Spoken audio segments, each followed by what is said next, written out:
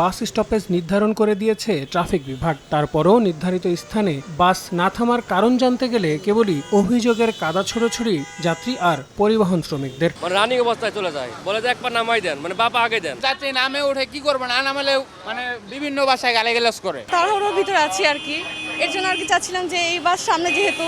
প্রতিদিন যানজটে নাকাল হলেও নিয়ম মানতে নারাজ নগরবাসী, সঙ্গে বাস চালকরাও। তবে বেশিরভাগই স্বীকার করলেন এমন অনিয়মের কারণেই দীর্ঘ হচ্ছে যানজট। জাম নাই তো, জাম নাই, কো জাম, রাস্তা ক্লিয়ার জাম নাই। যাত্রী যদি স্টপেজে দাঁড়াতো তাহলে আমিও যাই স্টপেজে দাঁড়াতাম। দোষ তো দুজনেরই, এখন কিছু করার নেই, এখন এইভাবে চলে আসছে। এর থেকে বেরিয়ে আসতে নিয়ম নীতির তোয়াক্কা না করা, পরিবহন সংশ্লিষ্টদের জরিমানার মাধ্যমে জবাবদিহিতার মধ্যে এনে আইন প্রয়োগ এবং বাস্তবায়ন নিশ্চিত করার পরামর্শ বিশেষজ্ঞদের। জনসাধারণের ভোগান্তি কমাতে গণপরিবহনকে সরকারি উদ্যোগে একক কোম্পানির আওতায় আনার আহ্বান খাত সংশ্লিষ্টদের।